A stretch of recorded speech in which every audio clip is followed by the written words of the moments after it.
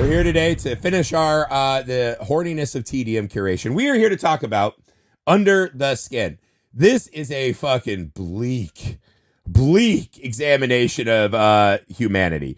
This is Scarlett Johansson driving around with giant anime-sized unblinking eyes, watching us, judging us, determining what the value of us is. I think this is... Here's what I'll say about this movie to start. This was a movie that when I first saw it, I did not like this movie at all. Okay. When I left the theater, I really did not vibe with what this movie's doing. I think this is a movie that is very unique in how it's unfurled to us, right? It's very determined in how it's going to tell us the story. There's no moments where this movie makes any concession to the audience for comfort, familiarity, release. This is a relentlessly dark film to me. Okay. And I think when I first saw it, I was fighting against it. It wasn't the kind of movie I wanted it to be. Upon second viewing, I was so struck by just the craft of this film, the score of this film, the mixture of all of the cinematic tools coming together to deliver a really unique and unnerving alien experience in cinema. Okay. And I actually found myself really loving this movie. There's only one gripe I really have with the film now, and it's kind of such a silly, small thing. But are you going to say it? I have no idea what the fuck they're doing. Yeah. That's the problem with the movie is there's one girl in a van, three guys in a motorcycle getting one British guy at a time. But then we see they're processing them for meat or whatever. It's like, this is not an efficient way. Like, you have to pay for 3 fucking liminal space townhouses. Like, this is not a... Neither here nor there. It's fascinating. I've never read the book. This is based on a book. I've never read the book. But what it is a Jonathan Glazer movie. And if you've watched Sexy Beast, which is, if that's your jam, that's fine. But also more recently, if you've watched The Zone of Interest. Oh my God, what a movie. You understand what Jonathan Glazer does. And actually, I think that's what makes Under the Skin a little bit more palatable. Actually, if you watch in reverse. If you watch The Zone of Interest and then watch this. Yeah, because Zone of Interest is we did what she did in Under the Skin, but like in real life, it's not as fun. It's like black a thing. Pool room. Well, I think again, I think this is sort of the crazy thing about, but that's what I'm getting at. Like, I think if you like Zone of Interest, obviously happened, not great, at all, ever in the history of the world, like one of the worst things to ever happen. But because it's grounded and the technique by which he makes the movie is so specific, a lot of those same techniques are employed in this movie, other than it being, there's obviously a sci-fi tinge to this because Scarlett Johansson's character is an unnamed alien. So there's other pieces to it that are very specific, but I do think if you like Jonathan Glazer movies, Under the Skin is probably one of your jams. Like, it's one of the things that you would really like to watch. It was one of those things you would really like to watch. It's sparse, has very little dialogue. It's shot with hidden cameras a lot of the time. Like, other than Scarlett Johansson, most of these people in the movie are not actors. So, I was reading that the nightclub scene, for instance, towards the middle of the movie, the nightclub scene, they went in and shot with hidden cameras, then told everyone afterwards, guess what? You've all been in a movie. Let me know if you're not cool with it. In my part of the business, in the production management, that's not something we do. We release everyone before they show up. That's guerrilla filmmaking right there. Yeah. Again, this is the cool thing about Jonathan Glazer and his styles. He wants this, he goes to such extremes to get this authentic performance from people. Zone of Interest was shot all with hidden cameras in the house. So all those people are acting. Well, a lot of them, they wouldn't even be in a scene, but they'd be filmed, putting laundry away in another room. Yeah. Those people are acting without a director. Yes. And I think a lot of then this is a Jonathan Glazer thing. And he just lets actors do their thing and inhabit these characters in ways. And I think that's kind of the cool thing. Yeah.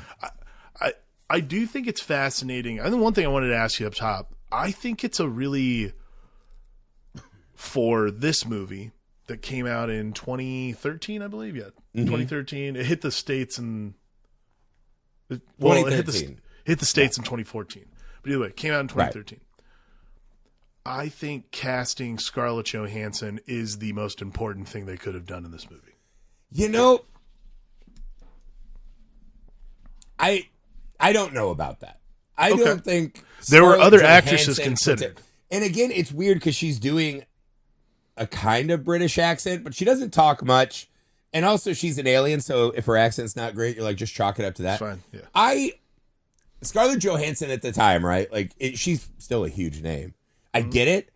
I don't know that she brings things to the role that I was like, other actresses could not have gotten. Well, okay, but this is what she brings. But she's fine in the. I think this is such a weird thing about this film too, because this is Jonathan Glazer, to your point, he's always really pushing on like the form of cinema, which I appreciate.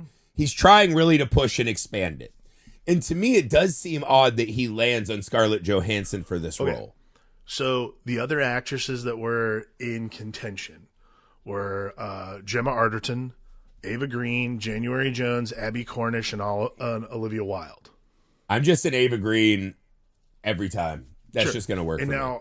I'm surprised Ava Green wasn't. But this is what's interesting, and this is what I think is why she's also not the star. Like none of those women are stars like Scarlett Johansson is. Right, and that's why I think casting Scarlett Johansson in this movie, not just from like a marketing perspective, because like you have and a like, great this, actress. She is a great actress. She's a great actress. Like it's not like from a marketing perspective. You have this huge famous person who's in all these Avengers movies to be like the face of your movie. That's cool too. This is why though, because of that, I think what's fascinating is to watch her do something literally in the opposite direction of what are the like at that time her oeuvre was really known for, other than like Lost in Translation. I think it's such a dramatic shock to the audience. From Ghost World to this is quite a journey. But like it's such in 2014, it's such a dramatic shock to the audience to see Scarlett Johansson do something like this, like when she's in the middle of like this legendary Marvel run. She's going to do something like this that really does like take the piss out of her, essentially take the piss out of her marketability. This is getting back to the art though, for the artist. Yeah. Like in a weird way, I think, because this is the thing, right? It's, I think that's hey, what's do you really want to, cool, though. do you watch those Marvel movies and you want to see Black Widow's jugs? And everyone's like, yes. When this movie was first like coming about and I heard about it, it's Scarlett Johansson is a hot alien who tricks guys into fucking her and then kills them. Is essentially, and I was like, oh, they're doing Species with Scarlett Johansson. And you're like, same thing. There is nothing less Species than this movie, right? And it is kind of, to your point, it's attacking her marketability as like the hot woman. Like there's a scene in this, not to jump too much, but at the end when it's like, she kind of is in this, do I want to be one of these things, being a human? And there's this moment of intimacy. It is not like hot, sexual master alien. There is a childlike innocence and fear in that scene. Yeah. That again kind of gets to like, you cast Scarlett Johansson because she's insanely hot, bro. But then at the end, you're like, she's not using that at all in the film. Well, that's what I'm saying. Like for me, casting Scarlett Johansson so fascinating because not obviously the marketability thing. Like if you take away the industry reasons for doing it, the really interesting reason for doing it is because there is this like sort of innocence to her because of like the movie, like because of the Avengers movies. So in the collective mind of the entire world who's watching this movie, it's like, okay, that's Black Widow though. Like there is this level I think it's just a trick of like, here's a lady you've gooned over. You can see her naked as in man-eating alien. I think it's a classic like tagline that tricks you into thinking you're seeing one movie and you're not. I get it. I understand that is part of the price of admission to get fucking creeps through the door. I do think the men who most need to learn from this movie were brought in by a sweeter honey than the lesson. That's a great way to put that. I also think though that her the anti of what she was like at that point is what's so counterpointed well in this movie. And again, she is I think she's a fucking awesome actress. But I do think she does like staring in wonder better than a lot of other actresses. I don't know how else to describe it. Like, cause like Lost in Translation, she does this where she's just walking around Tokyo just in awe a lot of the time. And Under the Skin, it's not awe, but it is this like sort of childlike's not the right word, but it is this sort of like It kind of is. It's this. It's like this observe and report thing she's doing. It's cool. Yeah, she's so laser focused on a mission, right? Yeah. That she's looking but not like, especially like when she first goes out and she's just driving around and we see all these men existing. She's in a van, she's in traffic. At one point she's driving through like a soccer fandom and watching her trying to kind of pick out people or talk to people, and then someone's like, hey, calls out to him and she's got to drive away. We're starting to see this. There's a predatory thing, but it's sold through this very kind of innocent, taking the world in from the first time face. And it's also funny too, because again, you're casting Scarlett Johansson, who has this very kind of soft, congenial face, right? She doesn't look threatening or, like she's going to murder us. There's this classic inversion of, we're so used to watching movies where there's a creepy man in a van watching women walk about the world and just switching that POV immediately, right? To her watching men. It's kind of this, we were put in that weird South Park detective moment, like, what do you want us to give him his luckiest boy in America award? But it's asking us to confront like cinematic prejudices we have. Absolutely. And I don't think it's, shocking. The very first scene of the movie is this kind of art house melancholia bullshit about like an eye being made. The whole movie is like they're repeating words and then an eye's getting made. It's be careful what you see, be careful what you hear. What can you trust, right? This could all be an illusion. And yeah, there's something so fat. I do think the movie is at its absolute peak for this first stretch of film where she's running around just looking for men. I think for some people, the movie starts to falter once her mission does as well. Because I don't know that there's enough humanity in this character to make that part as sticky as they wanted. But I do find it infinitely fascinating. Here's my thing for that is I think if you're digging for plot in a movie like Under the Skin, you're probably watching it incorrectly. And I don't give a shit how you watch. I don't think movies. It's plot, people. One, I think we are desperate. Like there is a life raft element we're waiting for this movie. Like, what is the thing? And that can be plot, but that's not what it is. It's this. Look, there's a through line. There's a through line that I think a lot of people yearn for in movies, especially like this when there's like it's sparse style. Like, what am I watching? I think a lot of like Gus Van Sant makes movies like this. Glazer does it obviously to a very this is kind of just like a day in the life motif film. Vignettes. Exactly. So like for me, I think like there's a really specific vignette movies are really hard to make. I think if you understand how they're supposed to be paced, like Jonathan Glazer does, you can make a really good one. I think if you understand how you like to pace movies, you can make movies like Gus Van Sant, and like some people like them, some people don't. I've watched a lot. I love Gus Van Sant movies. I completely understand certain critiques of those sort of day in the life things.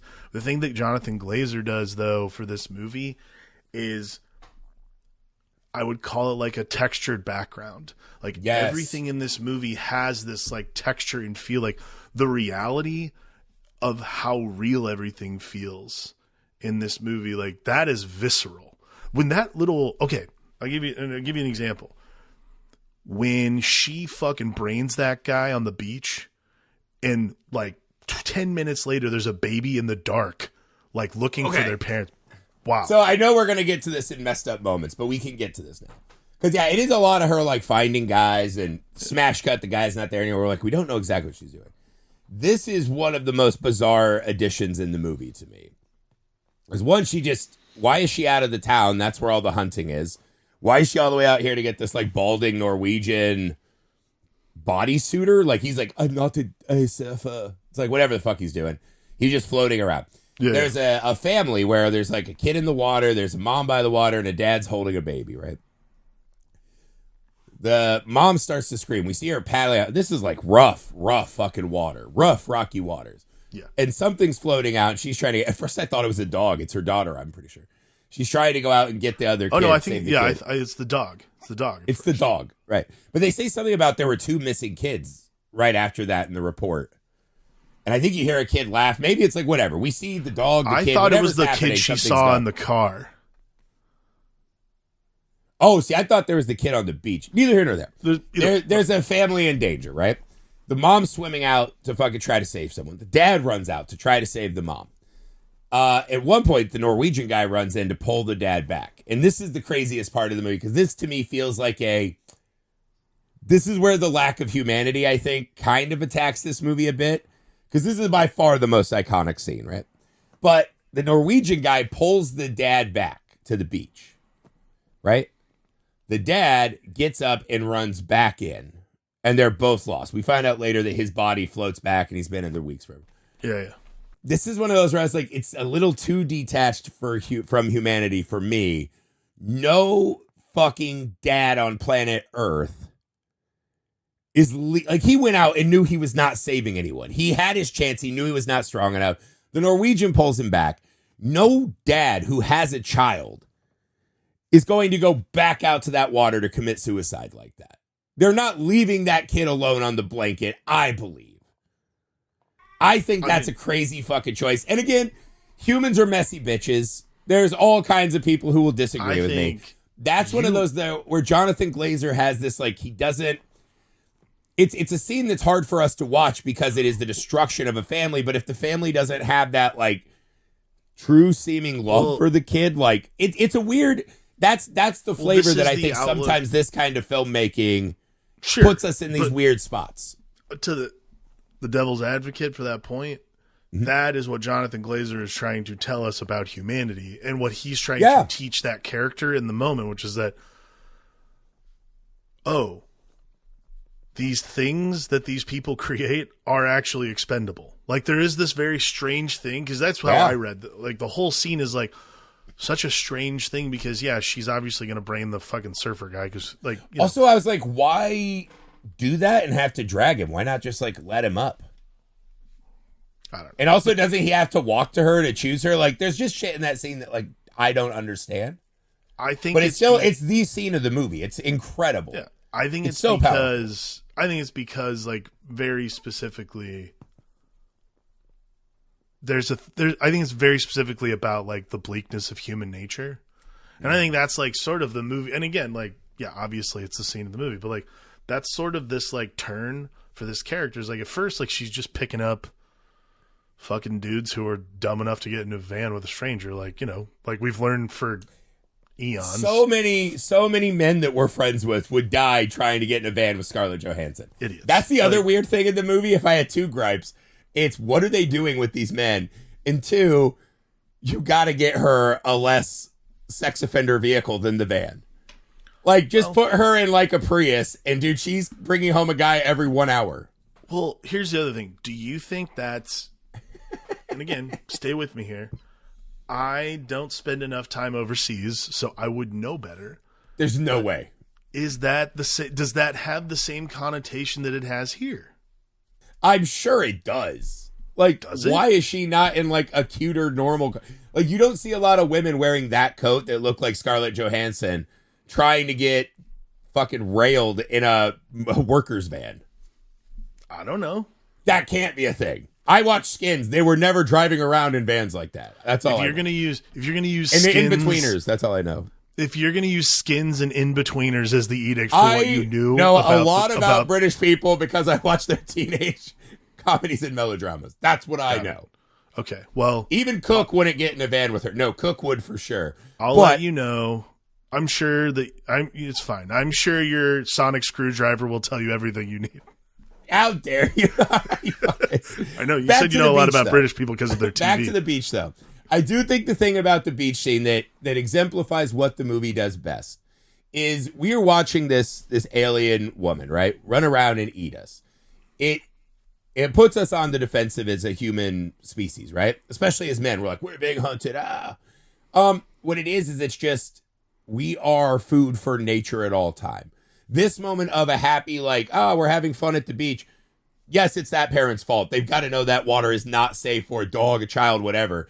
Right. But you just watch the frailty, the way it can be expended so fucking fast, right? Mm-hmm. The way the guy who tries to save him then just gets clobbered with the rock. Her dragging him past the baby and just having no fucking thought to look to that kid at all. And then even the motorcyclist comes back later because apparently his job is just cleanup.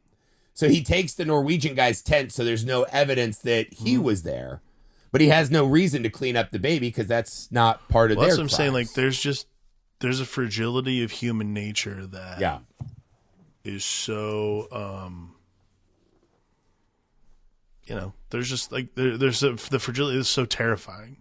But not only that, like what's even more terrifying, and a dad is having to choose between the woman he loves or the child he's supposed to protect. Well, I'd say it's rough stuff, man. I'd say even more terrifying is also the lesson that she learns as a character from that experience, essentially, which is like the expendability of humanity. Essentially, it is bizarre because this feels like where really she's starting to soften, but I don't know why that moment would soften her. You know what I mean? Like there's just, and again, I think it's insane that when we watch movies, we're like, these need to make sense. Almost nothing in our lives makes sense, right? We're just kind of bouncing from thing to thing, doing the best we can. Well, no, that's comfort. Like when we go to movies and say this, the reason we want it to make sense, order out of the chaos and the good guys win. movies are like now, they used to not be. And again, I always say like it's always, movies are always this reflection of political climate. But like movies are this cracked mirror version of what they are. Movies are this cracked mirror version of what's going on in the real world, which is why like when things seem like they're okay, we can tolerate movies that are depressing or like maybe like not subject matter we're like enjoying necessarily. Like we all like to go see movies. Like I always like, it's just one of those things bubbling when the world is fucking nuts right now. When the world is crazy outside, and this happened in the early 2000s too, when the world's fucking crazy outside, the movies are like about making sense of that craziness and about the order to chaos, the whole thing. It's a very specific. Sometimes, yeah. I think horror, almost especially. routinely. But like when 9/11 happened, you saw like a fucking meanness start to infect movies. Of course, I'm not saying that fucking isn't the case. Revenge, right? Like, yeah, right. But those are different kinds of movies. I'm saying when you're talking about like, if you're talking about like blockbuster movies, like generally they are a cracked mirror version of what's going on outside. Having said all that, I think like this movie is. Jonathan Glazer is a completely different kind of filmmaker than that too, as are the ones that we talk about a lot on this show. They're not trying to hit 4 quadrants, on a grid. They're just making the movie. They're doing the art they want to do because that's the art they want. I think that what Jonathan Glazer is doing in this movie it's slow, but there is this like the methodology of discovery of not just empathy, but just like the experience of being around humans is so specific throughout this movie that's what he's trying to do is like how, as a human being who's grown up among humans, how can you make a movie about someone who's experiencing humanity as an observer? And then, obviously as a murderer too, but like as an observer for the first time. And I think that's a really hard needle to thread.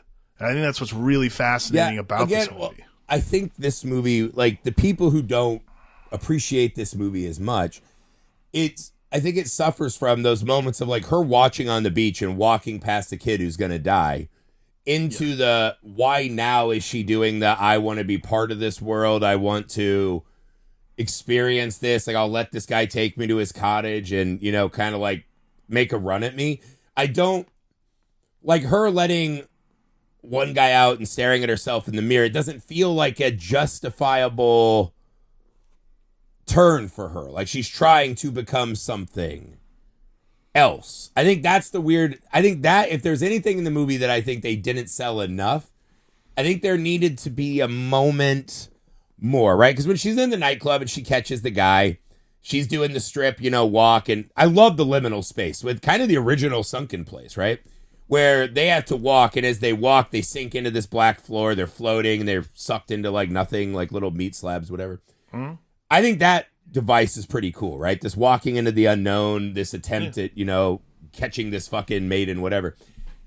I don't know if, God, what is this actor's name? Let me look this up real quick. He's so fucking good. Which one? The actor that she lets out, right? He was in A Different Man. Adam Pearson. Sorry, Adam Pearson. Yes. So he's the one that she meets, and he is kind of hiding behind the hood. And she's just like, wow, you're a quiet one. You're a shy one. And he, he's like, I shop at night so people don't make fun of me. They're ignorant, whatever. And there's this weird moment, right, where her inhumanity kind of becomes this nice thing. Because she's talking to him and she's like, hey, have you had a girlfriend? And you see him almost like wince. Like she's talking to him. It almost feels like she's insulting him, like teasing him. Mm-hmm. But to her, he's just another human. She doesn't see him as that different from us. Like other humans have probably treated him his whole life, right? And so she's like, what's a girlfriend? When's the last time you did stuff, felt a human being? And it's this weird, it seems weaponized, her inhumanity. But then I think it becomes this nice thing because she's just treating him like anyone else, which is, I'm sure, refreshing. Yeah. And he touches her face. It ends up being... And he does touch. And then it's like, do you want to go to this house 30 minutes away? The shot of that's so beautiful is he pinches himself. Yeah. Where he's like, am I fucking dreaming? And then so this is what I wanted to ask you, though. Sure. So they get into the space, and he's kind of like he's a little timid, whatever. And she sinks him into the floor. She goes out and stares at herself in the mirror and then lets him out. Why does she let him out? Okay. Follow me on this train of thought. Yes, I'm with you. I think she looks at herself in the mirror and says, it is unfair that I look this way. It's, again, weaponizing this ethereal beauty that we have sort of assigned to Scarlett Johansson. She's a beautiful woman, by the way. Just putting that out there. She's a very nice looking woman, aesthetically pleasing. I think she sees, like, again, this guy grocery shops at night so people don't make fun of him, so people don't give him a hard time because he looks different. Mm-hmm. I think she sees herself and sees it's not fair for me to be this aesthetically pleasing and to be able to do this. And this person has to literally shop for groceries at night because by this time in the movie, she's at least understands. This is also where we first see her true form, right? Where she's kind of this like melted plastic bag, alien. So I think the reason she lets him go is because it's not like she's like it's not fair for me to. This isn't part of the experiment. That's how I felt in that moment. Was that when I was watching it, she's like, this isn't part of what I'm here to do. Like I'm not here to. This person already, like, the people at that point she had been picking up were people who were like, look, they're creeps. Like, I don't know what else to say. Like, they're guys who are not smart. They're just guys who want to get, like, they're not necessarily creeps. They just want to bang a beautiful woman. This is a guy who is experiencing something he's probably not experienced yet. Or at least, like, not in a more conventional way. So I think that her character, that sheath, that veneer of scientist, let's say, has to slip. She's like, it's not fair for me to take this person and make them essentially like a meat suit. That's not cool. That's not it's not fair for me to do that. But also, conversely, she's like, I can't do this because this person is so unique looking. If they go missing, this is when I get found out. Like there's something about I didn't even think of that. There's it's bizarre because I think the scene is like, there's a couple moments where the guy she picks up at the nightclub, right? He's literally like cha-chaing with an erection towards her, right? As he sings. Yeah. I get it. And there is this weird, like, why do the men not freak out when they step in the goo? Are they under the spell? Like, whatever, right? Men want to get to that fucking sweet, sweet puss. Like, I'll forgive that. He's a little different where he's more timid. Right? She's taking the clothes all the way off for him in a way that I don't think she gets that naked for any of the rest. Like, it has to lure him a lot more. There's this moment of when he's in the dark. Is she luring him more? Does she sense that the other men were chasing her more willfully? Is there something in that dynamic where she feels now exploitative in a way? Whereas the other men were happily running to it. It feels more like she's having to, like, trick him, cheat him, like lure him.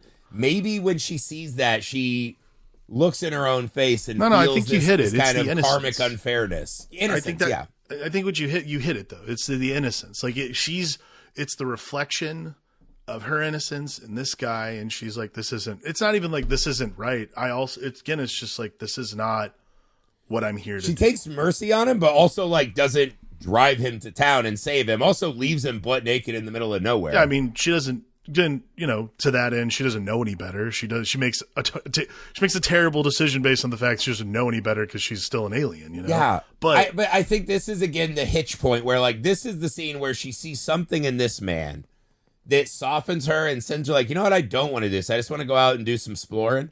But it doesn't feel. I feel like this is a bit of a reach in this moment. I don't feel like they sold me on why now does this mindless alien who's been programmed to flirt. What about this moment changes it? Sure. And, you know, maybe they just hit, because the movie literally starts with the motorcyclist finding this girl's body in the middle of nowhere. No way he would have known where she was. And picks up this girl's body. It looks like she's like a lady who was left out for dead, who knows what, and just throws her in a van. And then Scarlett Johansson's literally undressing her. Right? The girl's body on the floor doesn't move, but a tear comes out. And then Scarlett Johansson playing with like a worker ant. So I was like, got it. These women are expendable of sorts. Maybe that woman had the same, like they just hit a threshold of personal interaction where it's too much. Sure. Like, can you go work at the slaughterhouse every day when you fall in love with a baby cow on your farm? I don't know. Right? Maybe you can't. Maybe you have to. That's like the whole farmer mentality. But maybe something in them after a certain point hits a threshold where emotionally they're too involved to keep doing it. Maybe this happens with all of them, right? We see eventually there's even more than one motorcycle guy driving around and cleaning these up, right? So maybe it's, again, this also doesn't make sense with their fucking mission that these things have like a 3-week time limit. We also don't really have a sense of the time of the film at all. This could have been hundreds of men over like a year. For me, again, like the movie is so much about just like the observation of the human experience, because like this is why Glazer's camera choices are so important in this movie, because so much of it is not point of view but just like hidden. Like it is a camera, like sometimes you have like no sense of like timing or where we are or anything like that, but you feel this. It's that observing thing where you just like, you're a passive observer. You're so passive. Like there's not a lot of camera movement. Those cameras are like stuck in a wall somewhere. Like those hidden cameras, again, like this is why I like Glazer's style, because he sticks a camera somewhere and doesn't move it. He lets the scene happen within the scope of the frame. And I think that takes a lot of control as a filmmaker, but I also think for this movie particularly, it gives you a very specific experience, which is you are purely a passive observer. You're not a movie watcher or a person who sits through a film. You are a passive observer to this experience of life, good or bad. Unblinking, constant observation. Yeah, absolutely. And I think that's what leads to so much of the unsettling nature of this movie, which is why I think also the ending is not really that like it happens so matter-of-factly in a lot of ways, but I also just don't think it's that shocking. Like we kind of already know it's going to happen. You know what I mean? Well, I think once she deviates from the plan and we see the motorcycle guy catch Adam Pearson's character at the gate and throw him in a trunk, right? Like he's going to fix this mistake. The motorcyclist, they become this kind of like ticking time bomb where you hear the motorcycle just whirring all over and we're seeing them from a distance and they're getting closer. And we know eventually she's going to end up like the girl that we saw in the field at the start of the movie. Yeah. She meets this guy. She goes and tries to eat cake. She throws it up. She's not one of us. She cannot partake in us. She wants to ride the bus. This guy offers to help her. This is another one of those weird moments where it's like she's watching TV. He's making her a bed. He's making her food. It's one of those, it's like, is this a nice guy? He carries her over a puddle, but then you're like, there's also this very weird, like, is this guy just trying to buy the ultimate depressed asset? Right? Like, oh my God, this super hot lady who cannot speak and doesn't do anything came into my life. And yeah, eventually, like within a couple days, he's trying to like get up on it. There's that crazy scene where they're about to have sex and she holds the lamp to her vagina, lack of a vagina, whatever the fuck's down there. Like she's very worried about what happened. Yeah. And runs out of the house, right? So there's this, even he who like seemingly is a nice guy, we're worried there could be ulterior motives. There is again this kind of predatory look throughout the movie, right? Because even at one point, you'll notice Scarlett Johansson at a certain point in the film is in her van, and we start doing the POV montage of women living their lives. So now we're back to the familiar, women will be the prey of this point of view, which feels more familiar. It feels like how we've watched movies our whole lives. Yeah. And then after that, I don't think it's a coincidence that she's with this guy. We're worried he'll pull something. And then she's out running through the woods, and this one guy's, hey, stay safe out here, blah, blah, blah. She falls asleep in this safe house and wakes up to him trying to physically attack her.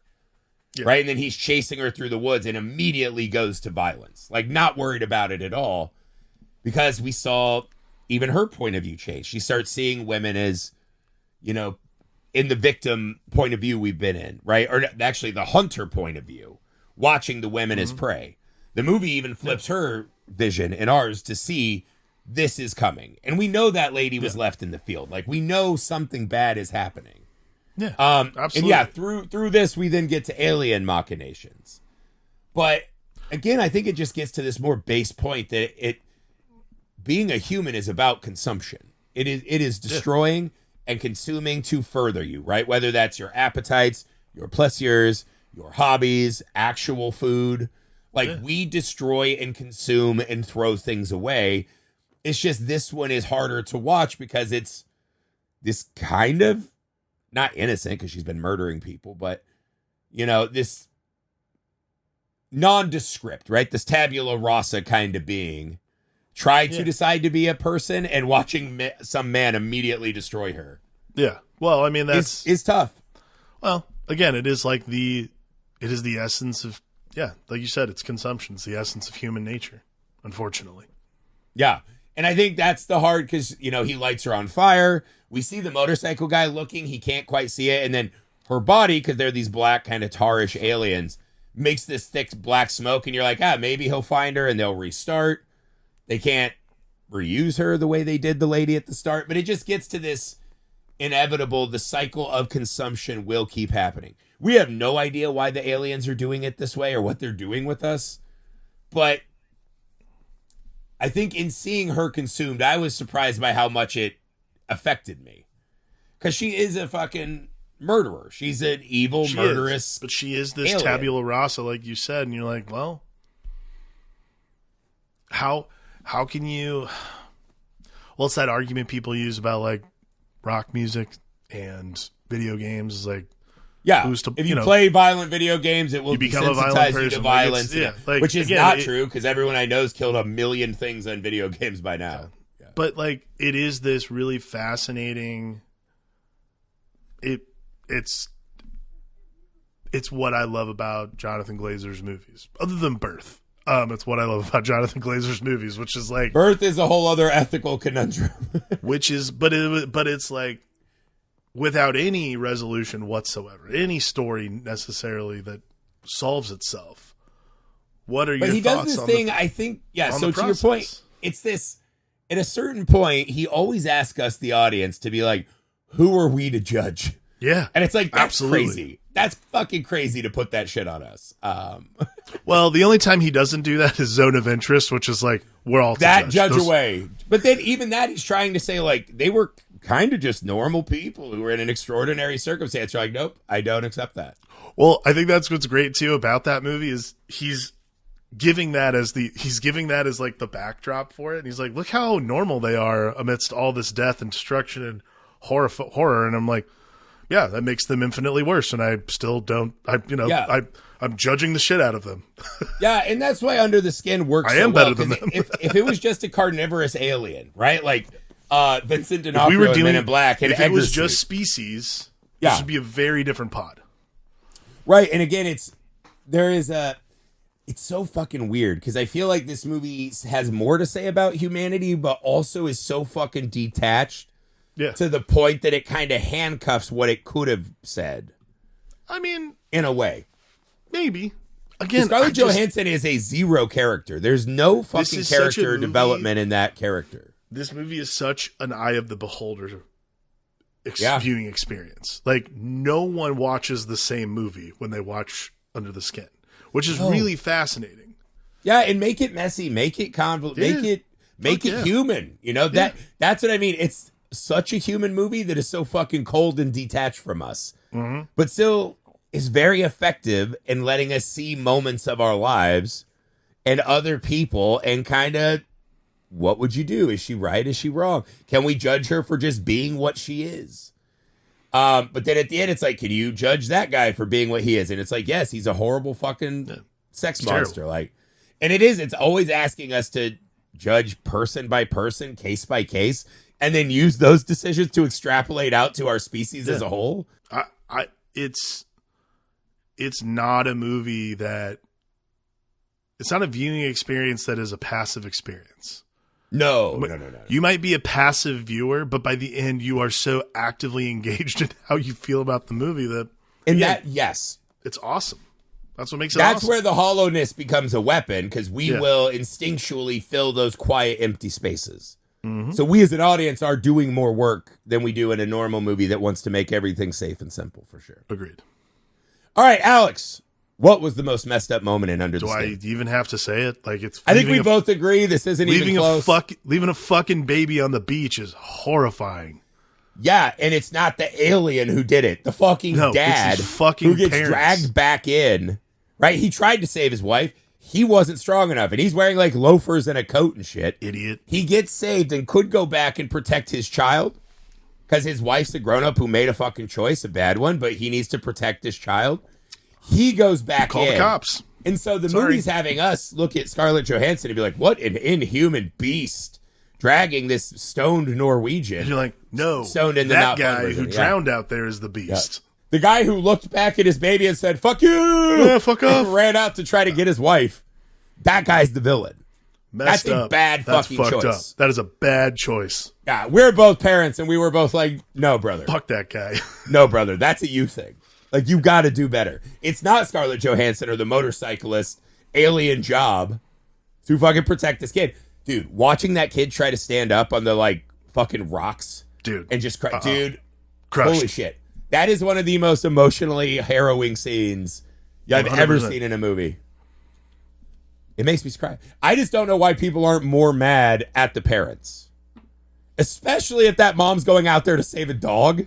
You know That's why? Fucking insane. This is also, you know why? This is also early A24. I think it's because there's too many young people watching this movie that aren't parents, and now that we are parents, we're like, that is fucked up. That is fucked up shit. If it's your dog, if it's your wife, they made choices. You have to stay with the baby. Yeah, that's fucking crazy. You were, what were you, like 2 years away from being a parent when this movie came out? When was Hunter born? Yeah, 2015. Yeah. So you were 2 years off, and I was 6 years away. Like, I'm a completely different person watching this movie now, and I'm like, fuck that guy. All parents know, like, I would go in to save my kid. Right? I'm sure Amy would come in. We might all go together. Sure. If Amy went out to save our family dog, or she went out to save one kid and I had the other kid on the beach, you know, as parents, you cannot leave a kid unguarded and unmanned. No, absolutely not. Even with the traumatic loss, which would be horrifying, I guess maybe this is just easier because now they're all gone. Call so cops, no one has to, call the lifeguard, whatever. Call someone else. What about the fucking... The dad went out, he had his shot, he was not strong enough. Why don't you call the fucking skin diver who was right there? How about that? Yeah. Ugh, gross. Again, fuck him. Everyone says it's Scarlett Johansson who's the inhuman monster. It was that father. It was that dad. 100%. And it is a very fucking terrifying, brutal scene that you would never want to be in that ethical conundrum. True. But fuck that guy. That's it for Under the Skin. That's it for the horniness of TDM curation. I hope you've enjoyed it as much as we have. I do feel like Under the Skin is one of those movies we could have done like 4 hours on. Maybe we'll come back. Maybe we'll do a watch-along sometime, get some more Under the Skin. I thought we'd already done it, so I'm fucking blown away. Yeah, incredible film. We are excited for next month to have the March Madness curation up for Shocker. We are excited for Alex's new pod, From and Inspired By. Find it on this feed. We are so excited for our first feature film, Mr. Cream Jeans Hidey Hole. Go to Indiegogo, type in Mr. Cream Jeans. Get the Join the Podcast perk to help us get our movie out, and come have fun with us here. Go to the Messed Up Movies Podcast Patreon page to support this show. Subscribe and follow Misfit Parade on YouTube, TikTok, Instagram, Facebook, all the fun places. We'll see you next time. Bye. Bye.